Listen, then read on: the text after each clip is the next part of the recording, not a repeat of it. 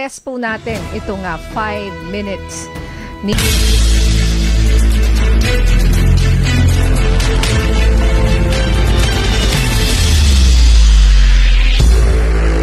test po natin itong 5 minutes ninyong response sa PNP. Nico, hello. Nandito nga ako ngayon sa Araneta, Cubao Station ng LRT. Tawag po tayo sa 911. Nakikinig po. Ayan, nandyan po yung telepono ni General Torre. Pamilya and Sir Migs, namomonitor ngayon natin yung sinasabi niya, sinasabi ng location ni Nico. Medyo mabilis yan ha. Huwag kayo magulat. Nasa tabi mo lang yan, Nico, ang mga pulis natin. Manggagaling yan lang yan sa Aurora, sa ilalim na ng LRT yan, sa Aurora EDSA.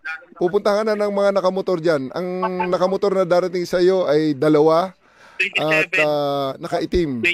Tapos may patrol car dyan na darating. Hahanapin ka dyan. Antayin po natin. Pakitime ha, Nico, from now until yung pagdating ng ating kapulisan dyan. Mga 11:27 tumawag si General Torre. 11:32. So 11:32. Bago mag 11:32 or 11:32, dapat nandyan na sila. The boy who cried wolf. Yung tatawag sa landline, sa telepono, magsasabi na, uy, ayan na, 11:29. Oh, 11:29. Wow, less than 5 minutes yan ha. Uy, mga kaservisyo, mga kapamilya, disclaimer po wala po, di po namin alam kung nasaan si Nico. Kanina, hindi natin alam. Hindi natin alam. Nung nag-report lang po siya, pumasok po siya, dyan lang niya po na sinabi ang kanyang lokasyon. Oo.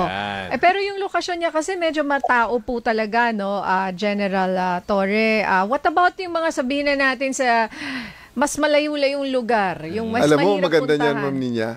Phone-in caller na nandyan sa tabi ng kalsada or nasa restaurant ngayon. Tumawag sila ngayon dito sa programa at sabihin nila sa atin kung nasa ang location nila, papupuntahin natin ang pulis. Makikita nila. Diba? Baka Yes. pwede pang matest. Pero 1 minute 47 seconds nag-respond po ang ating kapulisan dito po sa tawag na 911 kung nasan po ang ating kasamahang si Nico Bagsik. Ilan yung pulis na nandyan, Nico, sa likod mo? Ngayon, Ninya, nandito na nga yung responding mga kawani ng PNP. At 3 sila na nandito ngayon sa aking likuran.